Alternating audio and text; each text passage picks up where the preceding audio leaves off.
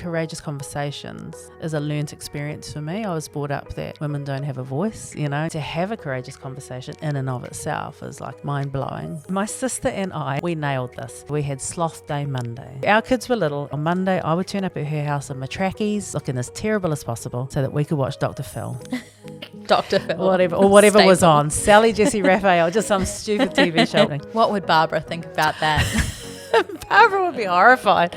And I found a little mini disc recording of me doing a demo of Amazing Grace. You can hear me, Amazing Grace, and then you hear this like knock, knock, knock on the door. And you hear me yell, the door's locked for a reason.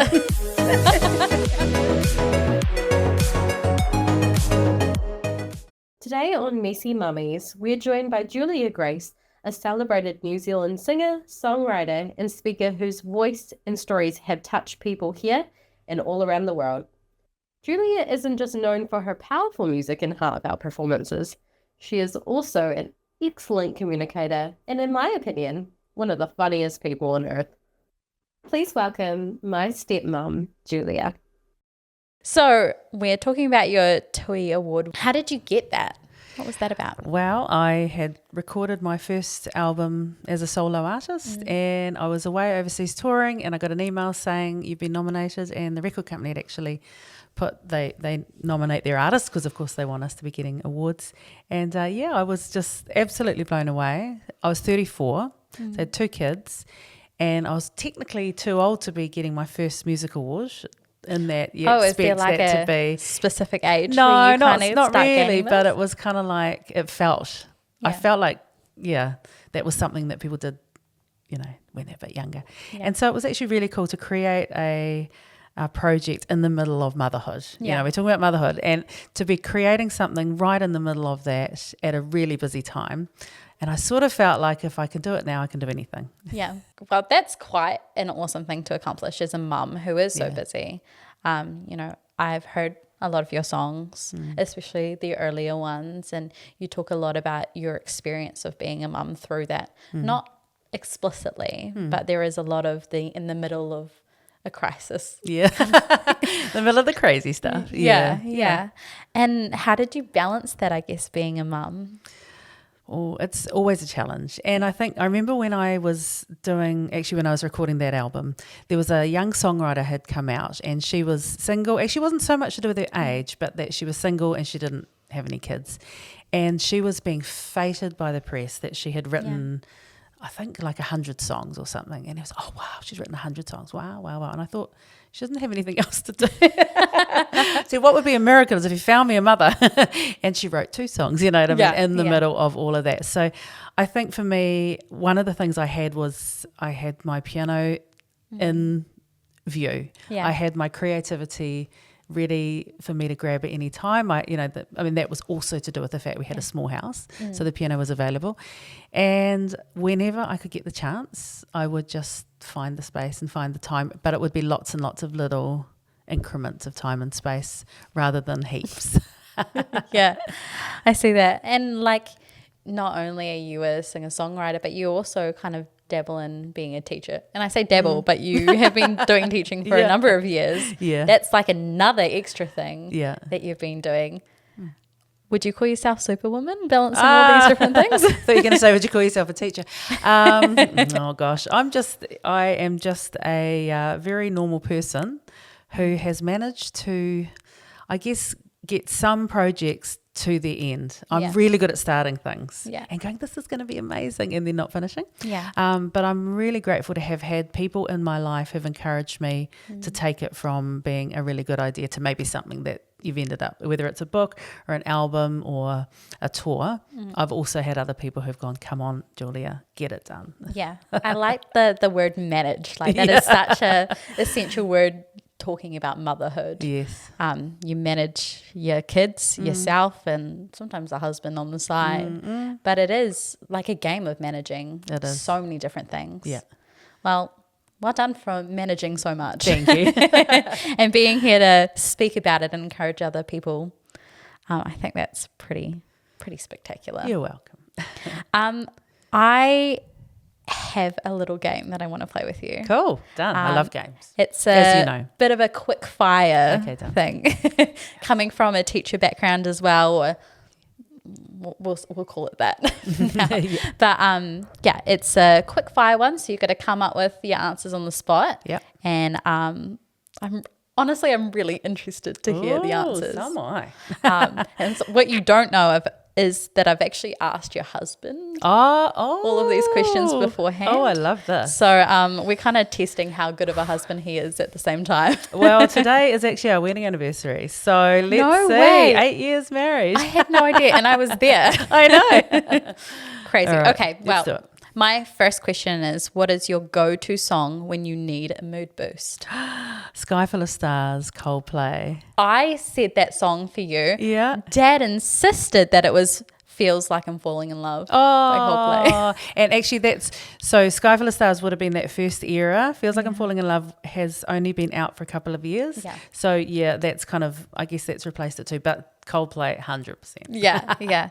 And speaking of like a sky full of stars, that is the one that you walked down the aisle Yes, to. it was. Yeah. I was watching a video the other day and it was very nostalgic. It's the one that I stick on my headphones when I'm flying into somewhere, and I'll put it on as the last song that I hear as I get off the plane, and Yeah. I just like mood booster. Yeah, in the right zone. Yeah. Okay, well, what's one parenting rule you swore you'd follow, but you completely abandoned it? Oh my word. I'm going to be honest and say I didn't swear anyone's because I was so aware that everybody does it. I think I probably thought I was going to be way more organised than I was. I don't know why, because I'm not organised in any way, shape or form. But I realised that there were other people in my world who watched some of the ways that I got through motherhood. And they were very nice by helping me because I was, things were a bit of a chaotic mess for a while there. But I think if there's anything that I would say that I tried really hard to do was to just remain fun, actually. And I think I did that. I think I stayed, so life was not too heavy and not too rigid. And I think I've maintained that. Yeah, I can agree with that one. All right, well, if your life right now had a soundtrack, what would it be and why? Oh, like an album? I'm thinking like one specific song. Oh, like a song. I'm trying to think of something kind of chaotic, a little bit busy, a little bit I think because we're talking wedding anniversaries, I'm gonna hark back to that and be romantic today, because the other song that we had at our wedding was "I'm Still Falling for You," and I'll say, "Oh, still in love with my husband after 8 years." That's a good thing. And it was pretty cool, yeah. And then I think that actually applies to other parts of my life as well. Yeah. So I still love my kids, still love my stepkids, still love my job, still love all the things that get me up in the morning and get me showing up in the world. And I'm really grateful. If anything, in my career changed dramatically and I didn't still feel that, I'd have to make some changes. Yeah. But I'm really glad, that they still do feel good. Yeah. Oh, that's so nice to hear. Like falling in love. I think that's something that like we could always use a little bit more of. Yeah. And like that takes a lot of reflection to have that mindset about the things in your life, I guess. Yeah. All right. Who is a woman, famous or not, that inspired your parenting style? Oh, I mean, we got to come back to the mother. My mum was she was an incredibly practical woman. So mum was I used to call her post-war Barbara because she was Second World War, come out of that, and she was brought up with not much money. So very little money, not that many resources. And so she was like incredibly pragmatic and very, very practical.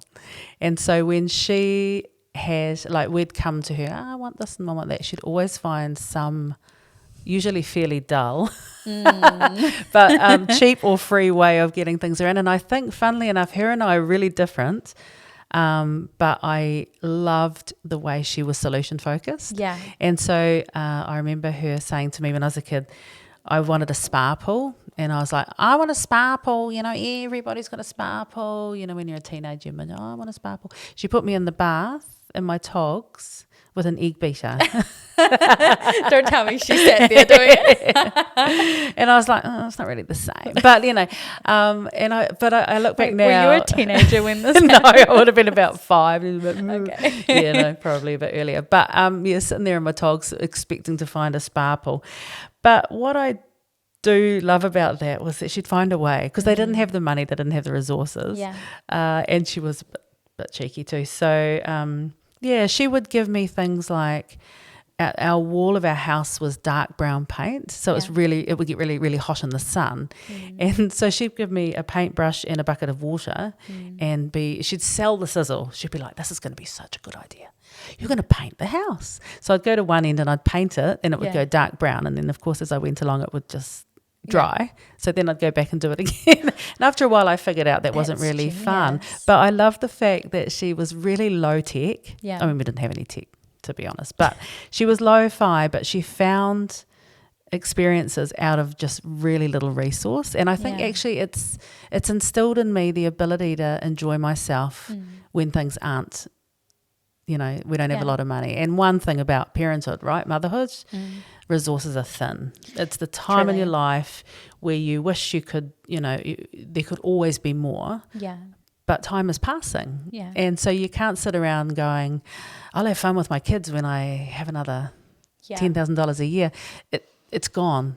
By the time you get to that time is gone. So finding fun for free. Yeah. I reckon that was her secret. I love that. That is so good. I'm going to take some of those ones on. And I think with kids, like, they have such a small attention span that it's like you could be really creative one day, but you still have to have at least 5 different activities to keep them entertained. Yeah. And they don't care. They don't. Like, they really don't. You've probably already got Aria a toy where she's more interested in the box.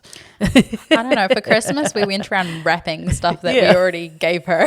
They don't know the difference, They right? don't, I love no. that. I've just followed a lady on Instagram who her whole thing is making little craft games for the kids, and using just stuff that is easily used, easily found, and then you can get rid of it. Yeah, that's such a good one. I'm going to have to take that one into my back pocket. Use your mum as my inspiration too. Think of Barbara in the bath. What is one song that your kids always asked you to sing when they were growing up? Oh, I like these reactions. It makes me feel like these are good they're ones. really good. Yeah, because I can't think of anything automatic that they would ask me to sing, but there is a song that was significant. Yeah. And so I actually wrote a song called Perfect Reason, and I put it on to my socials the other day because it was Mother's Day, and I'd got these beautiful messages, and the song says, I'm surrounded by the ones I love with these bright eyes and golden head. Yeah. And at the time, my kids both had blonde hair. Yeah. And and I remember writing that and telling, particularly Bella, because she was maybe about 7 when I started touring, and saying, that's about you, that's you. And she at the time didn't really, I knew she knew what I was talking about, but I didn't realise. And later on, she used to say, every time I heard that song, I'd be like, that's me. Yeah. And so I think what it tells me is to include your kids in the things that you do. Yeah. So even though I was writing or creating albums, and that seems to be like this adult world, they still are interested, and they can still be part of, they can still toddle around and be in the journey with you with that. And I think that was quite cool. She actually, when I recorded my first album, Jessie was still having day sleeps, and we would set up in the room next door of the studio into the vocal booth. We'd put his porta cot, and he'd have his sleeps there. And the album took forever to make because I was working it around looking after the kids. But I love the fact that they, from day one, it was just very normal for them to be in those spaces. I didn't let them run riot, and I did make them have sleeps. That's my one motherhood tip. Make the children go to bed. And 7 o'clock was bedtime, and it was a non-negotiable at night, so that I could then have time to do some of those other things.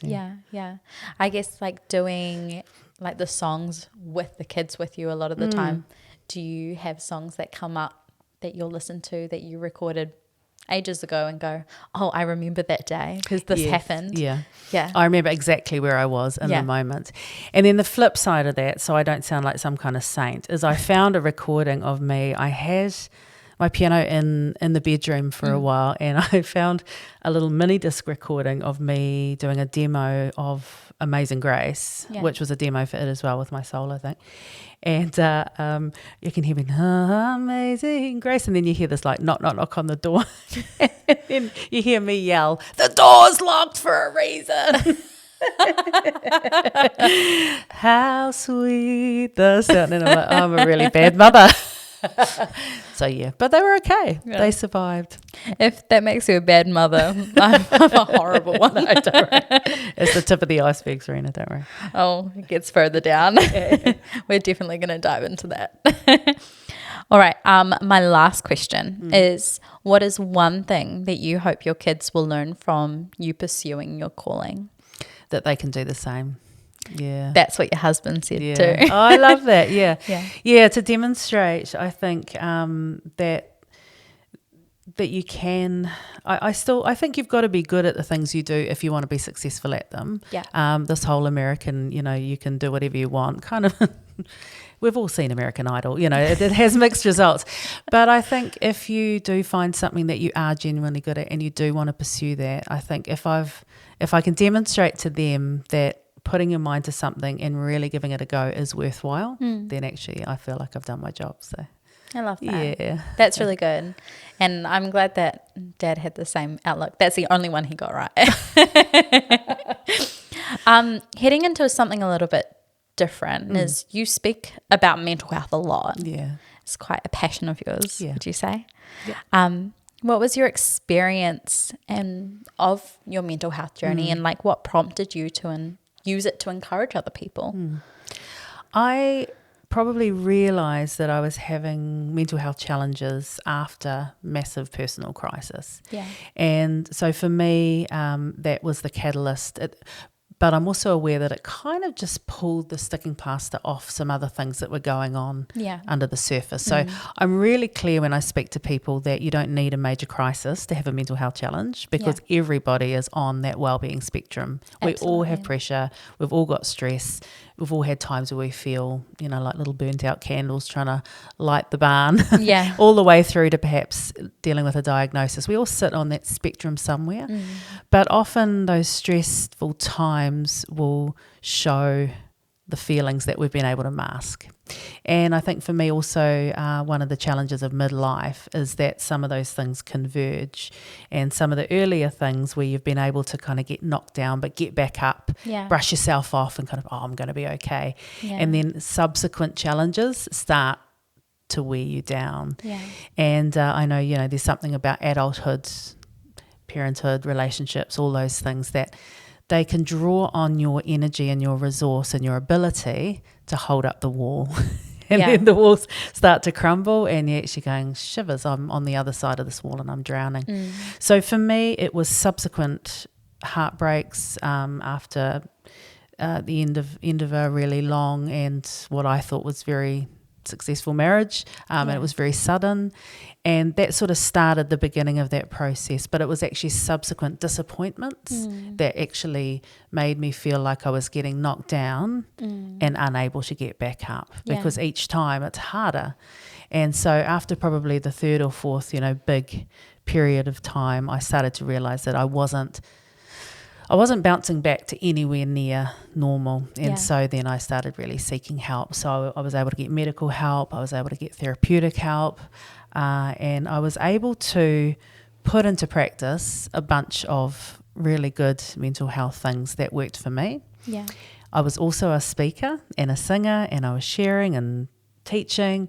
And so I thought, well, what do I talk about? I talk about what I'm dealing with. Yeah. So I just started talking about it, and I was invited to speak at a big festival, and they said, talk about whatever you want. And I was like, well, I'm depressed. Let's talk about that. Let's just bring it up. As you know, Serena, if there's an elephant in the room, I'm going to talk about it. Absolutely. And I thought, let's just bring it out into the open. Yeah. I'm learning because I was researching as well as living. Yeah. I was just some things that I'd never dealt with before. And so I thought, hey, if I can creatively look at this, then maybe it could help someone else. And so from that, I did a session. I had some practitioners and therapists came. I'm so glad I didn't know at the time, because I would have felt really intimidated. And they loved the creative point of view. They reassured me that the science was sound and I was on the right track. And so from there I was able to just go, hey, this is something of value, and it's starting to have an impact on other people. Yeah. It sounds like a really vulnerable journey as well, like addressing the things that you're going through. I know in my line of work, we often talk about not talking about things until you've come up with a solution, or until you've got through them, and approaching it from someone who can coach you through the journey. But, being in the middle of the journey, you would have felt a lot of things being in the middle of those crises. How did you balance like dealing with your emotions away from the stage? Because I guess on stage you can kind of put on a bit of a front. I wouldn't say that you do. You're very genuine on stage, but lots of people can put a front on, perform. But then there is the digesting it and the processing all the emotion behind it. And what was that like, kind of walking through that, or being in the middle of the crisis and you doing that on stage?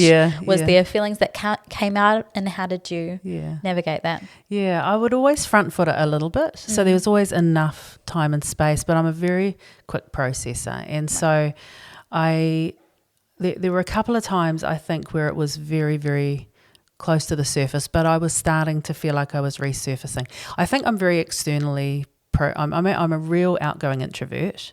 So actually, when left to my own devices, I'm on the corner on my own. But when I get talking and when I get thinking deeply, the way I would talk to you would tell me what I'm feeling. I'm like, oh, I think that. Oh, I think that. So almost that external processing helped me to understand what it is that I was dealing with.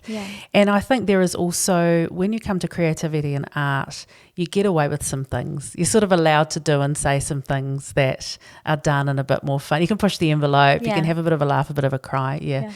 When right at the very, very beginning, at the end of the marriage, I was very, very raw. And I was invited to sing at a church, and it asked me to get up on a Sunday morning and sing one song at 3 morning services. And that was probably, that just reminds me from what you're saying, probably the most vulnerable time. Before I was talking about mental health, and I didn't know if I would be able to get up with a straight face, to be honest, and not just completely fall apart. I really didn't know. So I thought, what do I do? Well, I'm going to get up and I'm going to sing the hardest song. I'm going to sing it as well with my soul. Because I thought there was this part of me that was just a bit like, if I can do that, then I can do anything, you know, sort of thing. And it's only like, I don't know, 2 minutes 50. And I thought, I've got a short period of time. It's an easy song to sing. And I feel like I can get through and out the other side. And I do remember being there. They didn't know anything about what was going on in my world. So there wasn't... there was no external support specifically. I'd let my sister in on the secret, and, you know, she was praying for me in the background and hoping, you know, fingers crossed that I'd be okay. And I do remember managing to get through, being quite teary, but I just told a little story, sang the song, came off. I thought, right, done, do it again. And then I thought, I am robust enough to be on stage. And then from there I was able to just sort of expand that out and speak. But even in that, it took me time. I still didn't tell anybody what was going on straight away. I think about a year later I said on stage that actually what is happening, what you can all see is going on, the difficult time is that I'm divorced.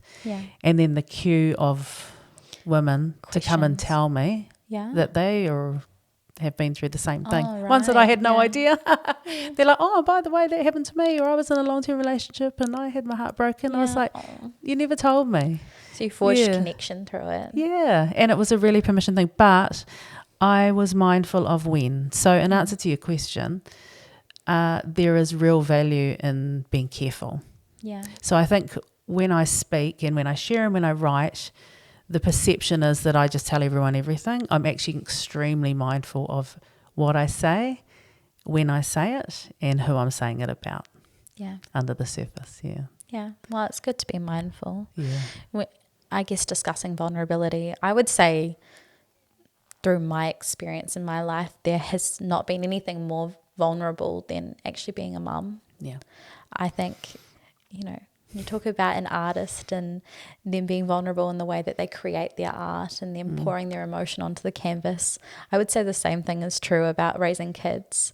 And I'm at the very early stages of that. But even now I can see me pouring myself out into Ari. Any tantrum she throws in the supermarket feels incredibly exposing and vulnerable, because she is somewhat of a reflection of what happens at home and how I've inputted into her. And so I guess how have you balanced that aspect of being a parent? I mean, you're vulnerable on stage, but how does it feel to be vulnerable out in the open through your children? It is a really vulnerable thing, because I think a mothering relationship, it just pushes you physically, emotionally, psychologically, lack of sleep. Yeah, almost all the things. It's taking you out and, sailing out to sea and then still having to do the job that, still having to do the tasks, all the practical things that you have to do as a mum. And so I think just creating space to go, look, what's the main thing here? What is our main result? And one of my mothering mantras, or one of the things that I always held by, was that I'm going to use the term friends, but I don't mean that, your kids are your mates and you don't have to parent them and have robust conversations or discipline them when they're, whatever age. But they will be your adult peers for decades longer than they will be your little baby. Yeah. And so even from the beginning, I mothered with the thought in mind that I want to have a really great relationship with them when they grow up. And so I feel like I tried really hard, and I always failed, regularly to not lose my temper or, to break relationship with them. But when I could regulate myself and come back to that, I would really try and go, hey, look, what is the end result? I just want to grow great people. Yeah. And so I'm going to remain humble. I'm going to apologize when I need to. And I'm going to just do my best. My goodness. And I think my kids would say that they totally recognize how difficult it was, and the times where I was, way out on a limb emotionally. But also I think in the long term we've been able to come back to that. Yeah. It's good that they had some awareness of how things were happening and are able as adults to kind of process maybe some of the whys behind why you did things a certain way, or I guess what you had to walk through from a new level of awareness.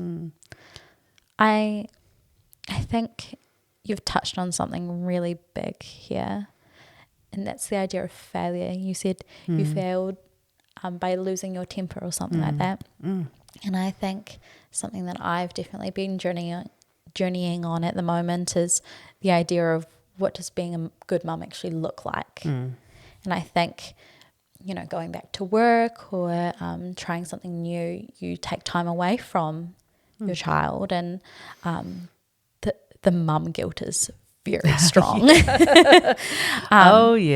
And I think a lot of people can get trapped in the cycle of when they experience that, they think that they're a failure. And I imagine that would bring up a lot of mental health crises to some degree for mothers. What would you say to that? The level of expectation for things to be perfect. And I think for your guys' generation even more so, because you now see, you did not see what our houses looked like. You had to turn up at my door to come and see whether my house was a mess. Now you just need to look on your Instagram, and everybody's comparing, and you're now seeing an even more curated world. And so there was no expectation that once you've had kids that you look like you didn't. There was no expectation, there was no sort of bouncing back, or there was very much an expectation that this was a different phase of life. And so I think feeling and it starts right at the beginning. So my when I had Bella, so she basically weaned herself at 11 weeks. So just stopped breastfeeding, you know. And I was like, oh, and you get the entire, you know, the whole thing, oh, breast is best and all of that, you know. And so then we had to go on to bottle feeding. But not only that, every time you open the formula container, it says on the back, breastfeeding is best for babies. It's like every single time. I haven't even noticed that. And it is. Like, I'm not questioning that it's not a great thing. But, you know, I think for me at 11 weeks, I felt guilty that something was wrong with me. Yeah. And how many other mums weren't able maybe to feed at all. Yeah. And every time. So it's just a small thing. But it's actually, it's I guess, showing that you are highlighting that you may be doing something wrong. Yeah. And it's the beginning of so many feelings of perhaps you're failing, and that whole, I just try really hard not to pit mums against one another. Yeah. Like, if you want to go back to work and do a really good job and love your job, but also don't feel guilty about that. If you have the incredible privilege of not going back to work, then embrace that and enjoy that. You know, we're not going to hold it against you. If you want to do part-time or something, I think we've got to allow one another, particularly other women, need to allow other women to make the decisions that they need to make for their own health, their own mental health, their own family financial well-being. Yeah, because in the end, you can judge, and then that person's, you know, they've got to go back and deal with things themselves. So comparing, you know, we had a big thing when we were young about whether you would be homeschooling or whether you went to a Christian school or a state school, or, you know, I got to say, they all turned out the same. Did they? Yeah. I'm sure you're in your brain, you're thinking of a certain. I can tell you now, mixed results. Yeah, and I think, man, I just saved myself $50,000. But yeah, it doesn't. There's no guarantees that if you go down one path, you're going to end up, you know, within the realms of healthy, living in healthy society. Yeah, I think you do the best with what you've got in your hand. Yeah. And then go, I guess, if another mother needs help, what can I do to help, rather what can I do to criticize you? Yeah, that is a huge thing. Yeah, help instead of criticize. I think it's really easy to criticize when you yourself are feeling judged. Yeah. Coming from a place It's of defensive, eh? Yeah, truly. Well, I wanted to kind of address a little bit about what new mums especially are experiencing around the time of giving birth and having these new babies that, you know, often I look at my husband and I'm like, I don't even feel adult enough to adult myself, let alone adult you and adult a child. Yeah.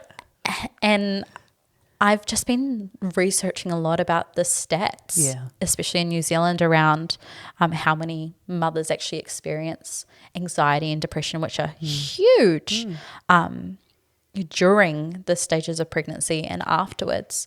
And it's so much more common than I realised, up to 18% even. And I just wanted to ask, you know, what is your advice to those mums who are struggling with their mental health but still want to remain present for the kids that they do have? Yeah.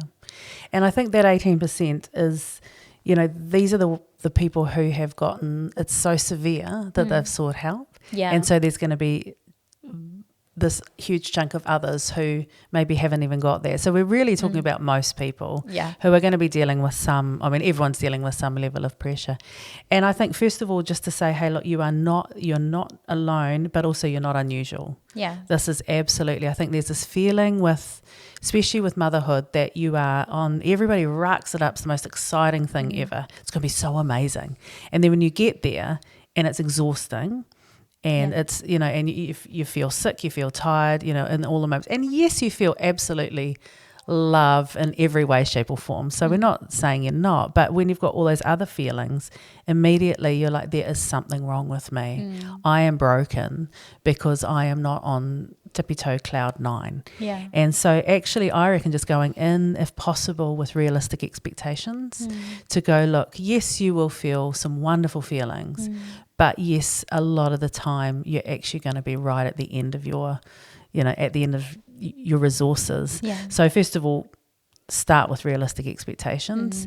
And then secondly, just trying to break it down into those tiny little manageable steps. Each day is just getting through that one day. Yeah. Understanding that the people that you see who've got the kids who are grown up and you're like, oh, I'll never get there. We were there too. Yeah. Like we were deep in the heart of the nappies and the everything, just in the middle of that going, I don't know how I'm ever going to get out and out the other side.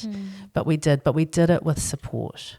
Yeah. So the best thing is actually having other mums. Yeah. Like I think having other mums who've been there and come through, and like the aunties and the nanas and all those other people who understand, and even other women who are not mums themselves but have that. Some of the most incredible aunties I know have never biologically given birth, but man, they're good mums. They're great there. But my sister and I, we nailed this. So every Monday we had Sloth Day Monday. Sloth Day Monday. I'm going to need some context. Sloth Day Monday. So our kids were little, and our whole concept was that on Monday I would turn up at her house in my trackies, looking as terrible as possible. Yeah. Get Bella out of the car seat, kids would play in the morning, and our whole aim is to get the kids into bed at 1:00 so that we could watch Dr. Phil. Dr. Phil. Whatever was on. Sally Jesse Raphael, just some stupid TV show. It was ever happening. And it was just this time. But we unapologetically, we literally called it Sloth Day. Nobody called us. If I was doing it now, I would probably have to leave my phone at home, because we weren't, nobody knew. We never said yes to anything on a Monday. We told everyone. What would Barbara think about that? Barbara would be horrified. Yeah, so different times, different economic times. So I was one of 5, baby of 5, and my parents, they had enough, and they worked. My dad worked very, very hard, but my mum never worked outside of the home. So yes, she worked in the home, and having 5 children, she definitely worked. I remember I remember once we had this bathroom upstairs that had like the toilet and the bathroom, everything in it, and it would be, she'd go and maybe hide in there sometimes to get a little bit of time. And I remember her going in there and shutting the door, and I was banging on the door, and she was in there going, can I get a moment's peace? And I distinctly remember thinking, oh, what is her problem? Yeah. She had 5 kids. She's so grumpy. Yeah. But I think times have changed, and the economic pressure has changed. Yeah. And the need. So Sloth Day Monday, we weren't working. Now. Yeah, but we weren't working on Monday, and I had, I've worked part-time. I always had something on the go on the side. I always had a something, or I was working part-time or teaching, So I'm really aware that one piece of advice can't just be the same for everything. But the concept is this: we prioritised ourselves when and where we could, and we told everyone. And we were unashamed about it, because what we've learnt now is we're looking after ourselves. I like that. We're looking after our brains, our relationships, our spirituality, all those things would mix in on those days. And now we've got, our kids are grown up and we still spend our time together. But I think it was a really cool kind of place to start. Yeah. Very cool concept. Let's spread it throughout. Something that needs to happen right across Everyone the world. At my Sloth house Day on Monday. Mondays. That's it. I like it. I just call those Tuesday, Yeah. But whatever works. I feel like when we're talking about mental health as well, you've touched on like communication with your family and gathering support. I think one thing that I'm really proud of that I did during my pregnancy is I said to my mother-in-law, who was living with us at the time that Aria was born, we have a history of postpartum depression in the family, and I am really scared of it. And so I said, if you notice these signs in me, this is what I want you to do. And Amazing. So we came up with a plan of how we would negotiate around those kind of circumstances. And I think, sure, planning doesn't work for everyone. But I think having the conversations at least of what to look out for and what we can be aware of in our friends and in our other family members who are, beginning their journey of parenthood is something that's so powerful, but it's not emphasized enough. That's brilliant. That is so good. I love that. And that feeds in so perfectly with the work that I do around mental health, because I've got, these concepts, and the first one is that stressed out brains are offline brains. Yeah. So if there's anyone less stressed or more stressed out is going to be, a first time or a mum who's got a really young one. And in the middle of that pregnancy and birthing thing is going to be a lot going on. And so the chances of you then in that, creating the support network, having the conversation, you had to have that conversation in advance. And Absolutely. I love that. So you set up, what I call the jelly buddy, you set her up with really good, this is what to look out for, and this is how I want to be treated. Because on the day, in the middle of it, you might have been like, oh, I'm fine. Or you might have just been like, leave me alone, and no judgment at either end. But we've already got an agreement with you. Yeah. There's some on a really good day. accountability. Actually, Serena, you said, Yeah. and that, that's what works beautifully, is actually having those conversations in advance so that you can be prepared. So well done. Thank you. I want to switch up a little bit. Yeah. Being the age of the internet, I came across a video which I have to find the creator. They're absolutely hilarious. But they talk about the type A mum, the type B mum, and then she says, well, I'm actually a type C mum. Okay. Have you heard of the concept I of type haven't. A and type B? No.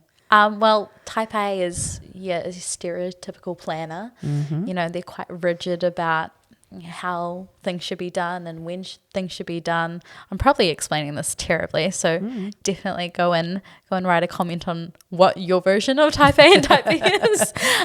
But what I understand it to be is someone who is more planned. They've got good strategies for things, and they're the on time mother. Right. One of those ones. Oh yeah, I was always jealous of them. Yeah. Just to be clear, I was definitely not one of those. Yeah. And then your type B mother is maybe something that you would identify.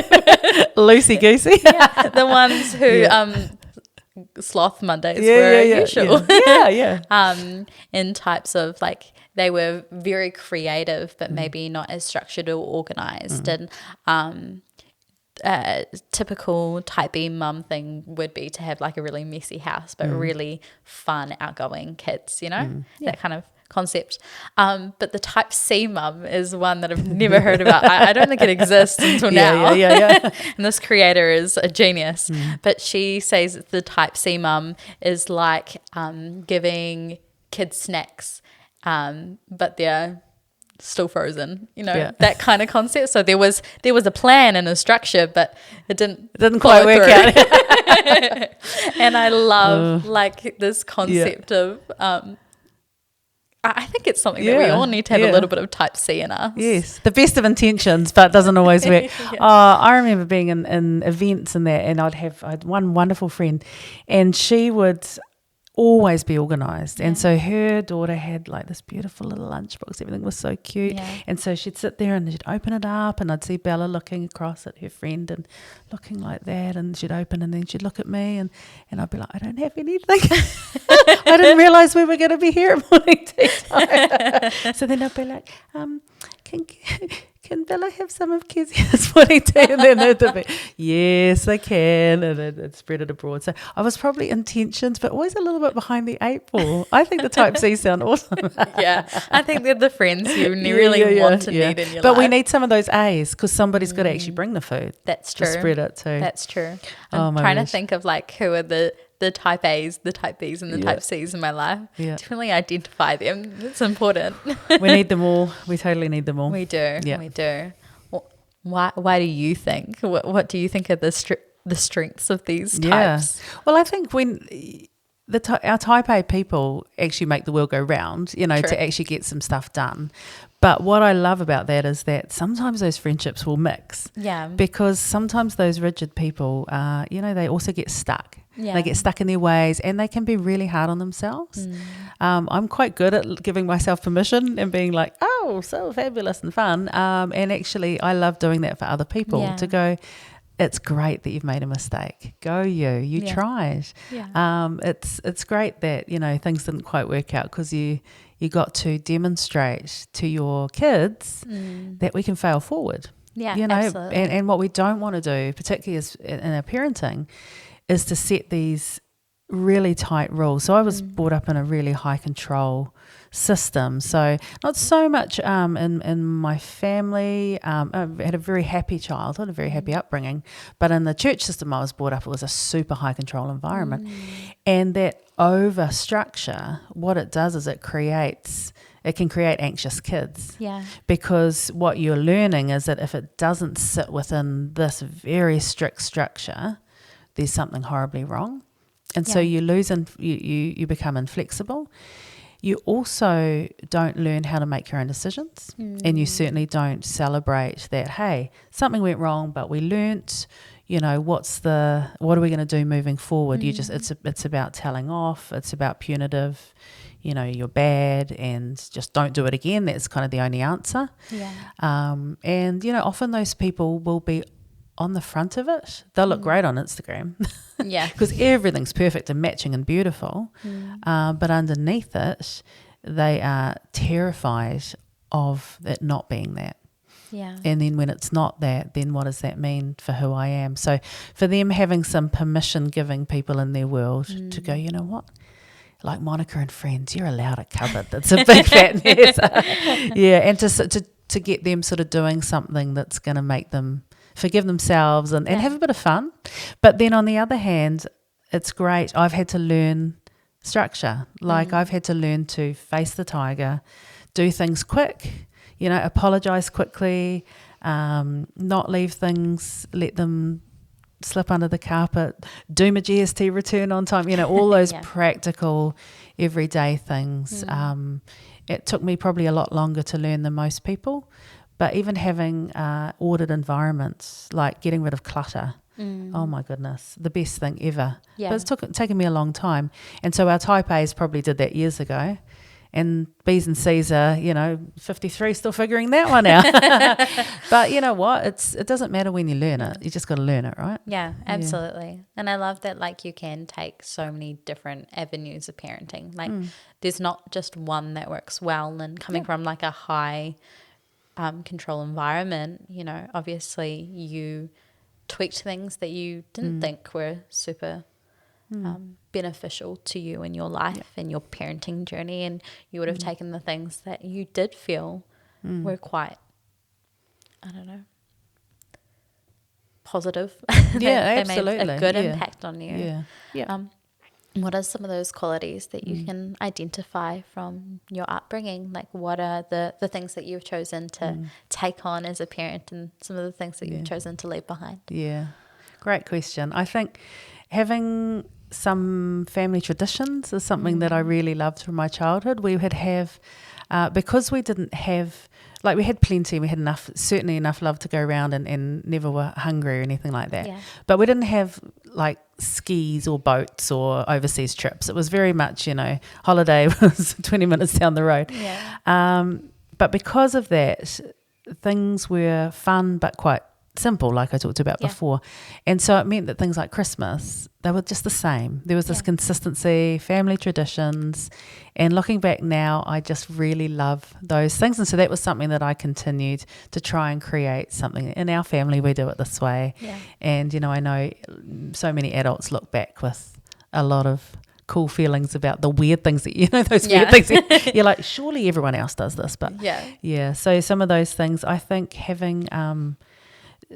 having security and having just that real strong feeling of family. So I'm from a big family, and man, when we get together like Christmas, there's 35 of us just together at a family gathering, and I just love that sense that these are just the people, these are just my people, and I love that, and I just wanted to continue to have those relationships. I've prioritized having the cousins and the aunties and the uncles. We're really proud of that in our family, and I've prioritized never letting things get in the way of that. I'm always sad when families, you hear about people that can't talk to one another, or they and I'm like, oh wow, that's really not judging that, but that's sad that they've found themselves. So for me, I wanted my kids to be able to experience the big family. The best thing is they could experience the big family, and I didn't have to have many children. I was going to ask about only had that to have to. Yeah, but because they had heaps of cousins and Yeah. aunties and uncles, they kind of got the big family vibe. Yeah. Without me having to be my mother and have 5 kids, which was Ouch. merciful. Out to Yeah. the wallet and Yeah, to the other bits. yeah, Yeah. Wow. Yeah, I've always really admired how close your family is, and their height. They're so tall. I remember being at your wedding and going, "Hello." It was a bit of a sore neck at the end of the day. Yep. But yeah, that is something that definitely radiates about your family is just how much they love each other, and it feels like a bit of a ride or die. Yeah, it is. Yeah, and it really is. And Yeah. we've worked at that. And I think my parents worked really hard at just. I mean, didn't have to work that hard, but I guess that we knew it was a priority. That when there was something on, we all come if we possibly can. If you're overseas doing something exciting, that's great. We celebrate that. But it was always top of the list was to be part of that, and it's really cool. I just love it. Yeah. And it's something that you've vocalized that you prioritize with your daughter, especially is having a good relationship with her. What do you think are like the key aspects you need to have a good mother-daughter relationship? I'm so proud of the relationship that I have with Bella, and she sent me on Mother's Day a message. They're in Japan at the moment, and a message saying you're my best friend, and I was just like, oh my baby, oh my word, and I know Bella's got heaps of amazing friends, and I totally get what that looks like, but when my kids were little, if they asked me a question, I don't know how quite to say this, but I'd answer it like they were an adult, not in an inappropriate way. Yeah. But I always treated them like humans and like people. Okay. And so, and maybe it's the teacher in me. If they were like, Mom, why is the sky blue? I wouldn't be like, well, the sky is made of blueberries. I'd be like, well, there's a little bit of science. And, and so I would engage I don't even know why the sky's blue. We'd get into, or the question of I don't know, and actually let's find that out. And so I would sort of engage on their level and spend time with them doing that. And I just think maybe for me that was that also the thing of, one day we're going to be adult.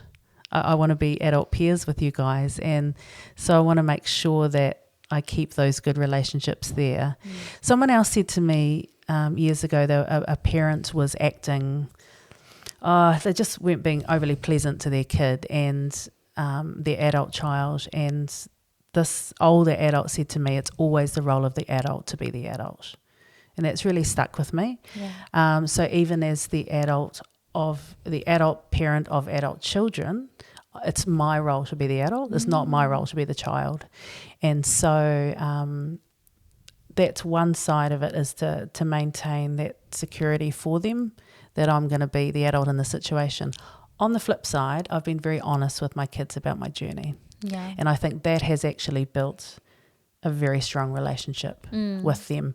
When I was dealing with heartbreak and divorce and mental health challenges, I didn't burden them with adult problems. So as the mum, I was very careful. They don't need to be, dealing with stuff that they're too young to deal with. Yeah. And I think that goes through motherhood the whole time. Yeah. However, I was open with them about it. And they'd see me cry, or they'd see me, deal with things. And I didn't burden them, but I didn't hide it away either, because what I wanted them to see was that we can do hard things. Yeah. We can go through hard things together. We can have difficult conversations. We can have robust kōrero, and we will come out the other side. So having that sort of future focus, I think, is really important. Yeah. I have one great motherhood tip for teenage kids. So I don't know if you've got any mums out there who got... lay it on us. Yeah, for you and a while in Aria. And I remember when Bella was about, she wouldn't mind me saying, she was about 14, and I was telling her something, and she sort of came back at me a little bit, and we had this quite frustrating conversation. And then, I was like, oh, let's talk about it tomorrow. And I rang my friend who's a psychologist, and I was like, Mom, so frustrating being a mother. And he goes, oh, isn't it great that your daughter feels so safe in your relationship that she can go toe to toe with you, knowing you'll wake up in the morning and you'll still love each other. And I was like, shut up, that's not helpful. Yeah, but it really stuck with me actually to go, you don't have strong conversation with someone who you feel might betray you, abuse you, hurt you, walk away, because generally you'll hide, those feelings. But if you know that you're safe in that relationship, then you might actually have a, bit of a ding dong in a good way. So you'll have a strong conversation with them because you know that you're going to come out the other side. And it really changed my attitude towards having to have some of those robust conversations and actually seeing them as progress rather than just the end of the road. So I don't know if that's helpful, but it is helpful. I do have some questions around that though. Yeah. If you don't mind me exploring that a little bit more. Yeah. I've always kind of had, well, actually it's not always been a thing, but in the last couple of years I've realized that you only fight with people who you feel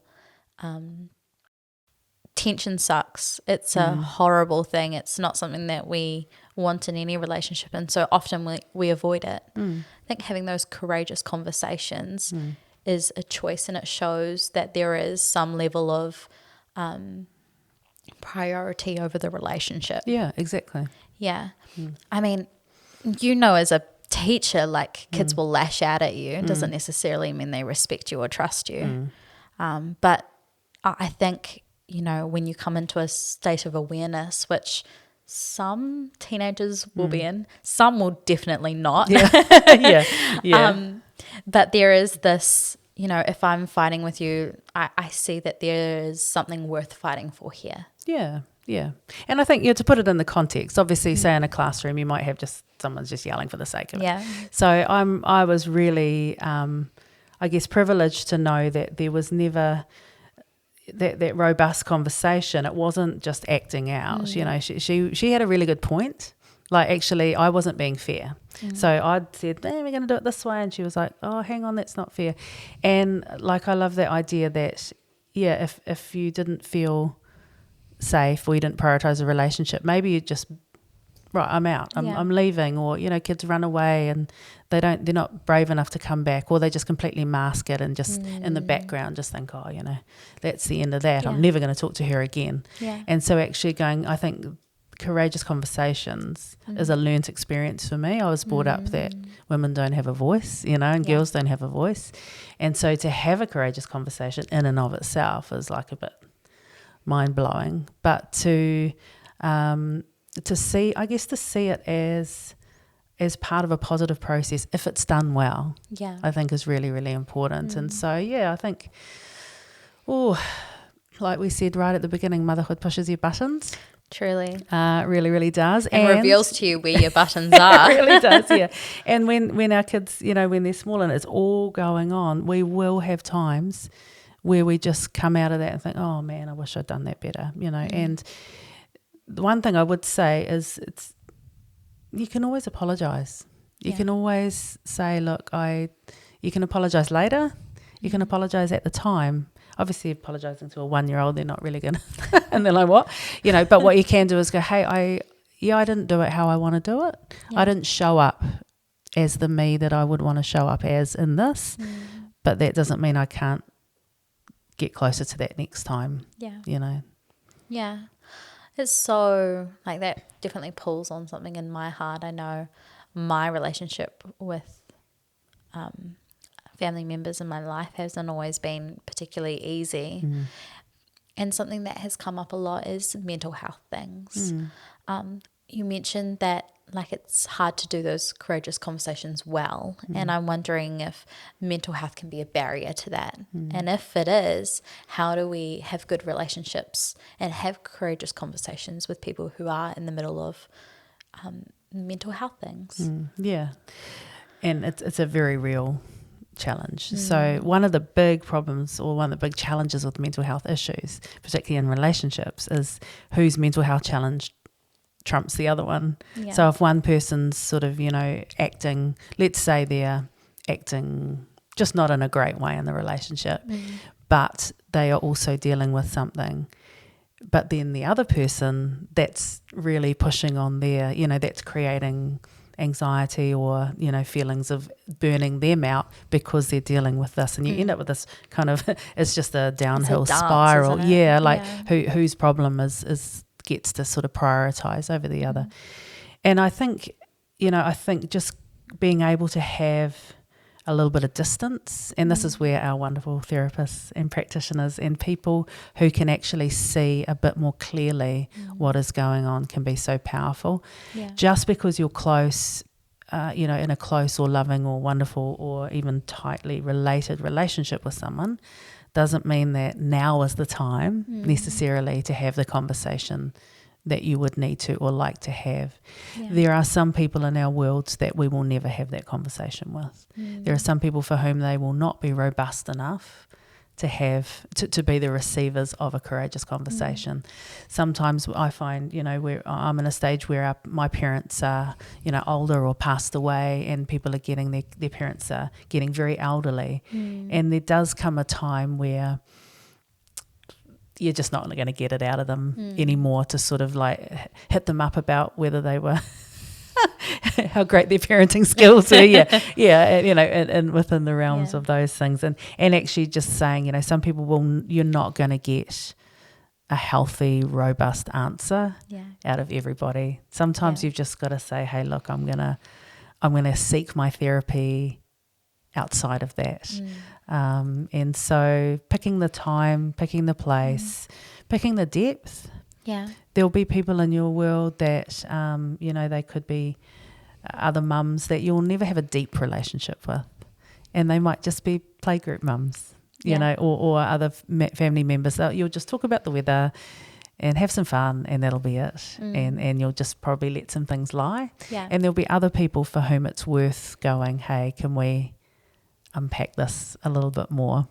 But if doing that causes you so much angst and pain that you can't get on with your real life and get the job done, life is short, live well, just sort of deciding. So the answer to that long answer, short answer, yes, there are barriers, but you do need to look after yourself. So don't put yourself in an unsafe situation emotionally as well as physically. That's such a great answer. I feel like, well, I was told by someone in my life a wee while ago that, your parents are trying to get over the trauma of their parents. And so I think when we are talking about hard relationships with parents, it's nice to keep in mind that, like, they're also getting over stuff themselves. They're working through emotions, and maybe they're not as fast as processing, or maybe your experience of your parents parenting you wasn't as traumatizing as their experience. Things might be getting better. Exactly. And sometimes you just take away from that, hey, look, they never got to that point, but I might be able to do that. My dad struggled to apologize. He was, had a very rigid point of view. And if something went wrong, the idea of him saying sorry, the most hilarious, beautiful, wonderful man, but just wouldn't say sorry. And I've chosen in my life to be the person that does. I try really hard to apologize quickly and to keep relationships soft and sweet where I can. So I've learnt that from his challenge. But his father was like horrendous parenting. So the jump from no role model to the most incredible dad was enough of a leap. I'll let him off the hook. And I will apologize, and I'll take that to the next generation to be that person. And sometimes it might take, it might take generations to move out of that stuff, but we're moving in a good direction. Yeah, absolutely. And on that, like, I remember seeing a picture of I guess generational trauma seen as like a muddied water, a glass of muddied water, and they poured it into the next glass, which represented their children. And then that parent decided to do a little bit of work on themselves. They seeked advice from counselors, from friends, from mentors who were able to input good things into their life and help, attack some of those bad habits that they were coming into because of what they had experienced. And it was like that experience of growing and processing was like pouring some clean water into that cup. Yeah, And I as love you that. pour it into that cup, it becomes less diluted. Yeah. And so the more that you do, seek to process, seek to understand yourself and why you might react in the ways that you are, or why you're being triggered in the ways that you are, it actually helps you see more clearly and pour into the next generation something that's cleaner than what you were passed on. That's awesome. What a Yeah. great analogy. Truly. Yeah, and very validating for the work that you do, regardless of what you've received. Yeah, right? absolutely. Yeah.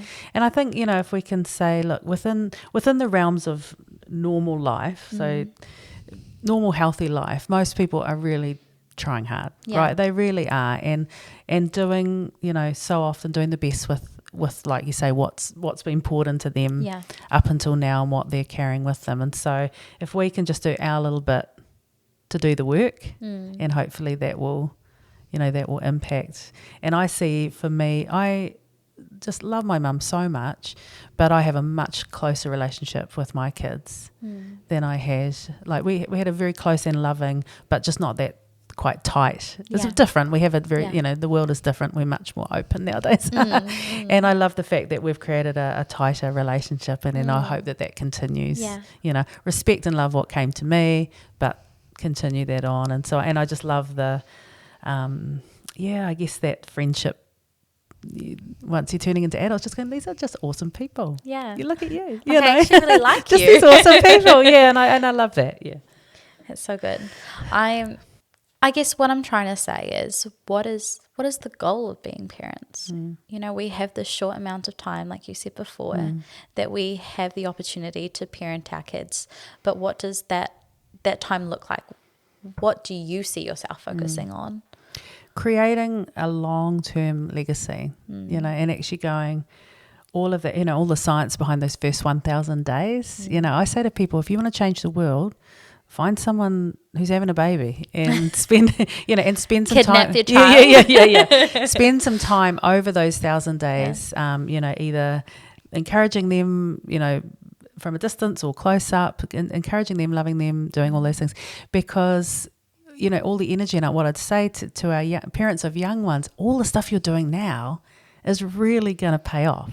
Like, it really doesn't. It doesn't feel like it, because you're doing so much boring, mundane, nappy, sleepy, cryy, all the stuff.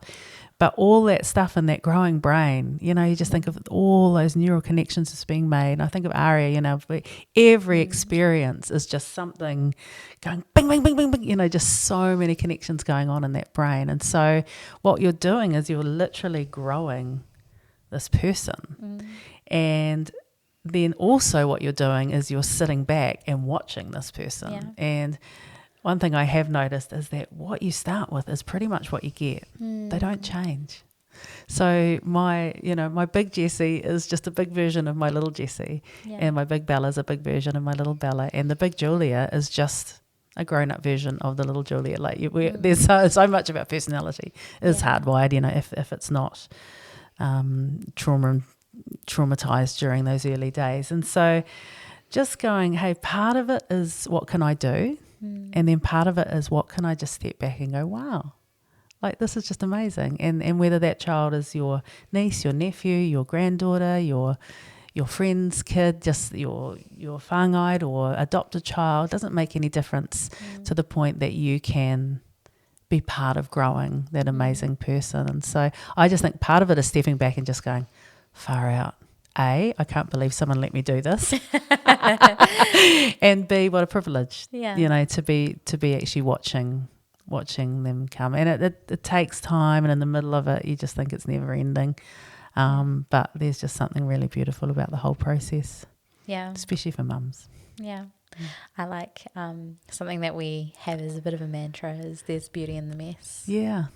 And so keeping to that topic. Yeah. Love it. Well, I think this has kind of come to a nice end. Yay. I really appreciate you coming and like giving your input and giving your insight. You're a lot further down the journey than I am, but I think even bringing your wisdom on some of the mental health things is stuff that like we don't have enough conversation about the stuff that is actually important, the stuff that is actually going on. And so you coming and speaking here and giving the people who are watching some of that insight, some of those key tips, I know is just going to be so beneficial. So thank you. You're so welcome. And before you leave, do a free promo of some of the things that you're working on. Absolutely, yeah. So I speak in organisations, schools, community groups, churches, corporate conferences in New Zealand and around the world about mental health and wellbeing. Be kind to your mind. I sing in there. We tell stories. We have fun. It's very engaging and very practical. And the feedback generally is that's the best mental health event I've ever been to or had, and I feel really privileged that that's the thing I get to do. But if anybody thinks, man, we need to talk about depression without getting depressed, I'm your girl. Just to find some ways, because I think if we can all just find some more tools and tips just to live well, and a little bit of inspiration, and to hear some stories, to share some conversation, laugh, cry and learn together. I'd love to do that, or just stay in touch on social media. We'll put up some of your socials That'd be on great. here so Thank that you. people can go and click the link, as they say, right? Yeah. I'm definitely Press the not button, on the ring the bandwagon. I like it. Yeah. And in your book, give us a little bit of an explanation of what that's about. Be kind to your mind. I have jellies all over my work, and the concept of the jelly is that jellies are designed to wobble. It's okay to wobble. We all have wobbly days. But they're really hard to get back on the plate if you let them fall on the ground. So listening to your body at the early stages, at that kind of the point where your body's trying to talk to you and you're ignoring it. So I get people to key into the wobbly point. What does that feel like in their body? Do exactly what you talked about earlier, is have the conversation in advance. Sit down with their family, have jelly for pudding, eat the jelly, talk to the kids, talk to the adults. How do you want to be treated on your wobbly days? And then getting that jelly buddy, having somebody that you've formalised, that you know that they will be that they can be your first port of call, and other people know that they can call them in as well. It's actually really helpful knowing that if so-and-so's going through something, that's the person I would call in. And it's kind of fun, cheeky language, but it formalises the relationship just slightly, and it just makes it a little bit easier to talk about. I love that concept. It's such a good one that will stick in your brain. Where can you find your book? So libraries all across New Zealand, although there's 68 holds on the one in Auckland Library at the moment, so they need more copies, but they are in libraries around New Zealand. In Whitcoulls online, they're available on my website as physical books. It's actually a workbook as well. It's interactive. It's also got songs. There's 8 songs to download in there, and also on Amazon as an ebook, and get it virtually as well. That sounds amazing. We're going to give away 2 of Julia's books. Oh, yay. Fantastic. To some audience members. So comment something that you really enjoyed about Julia coming on today, and you'll be in the draw to win one of those ones.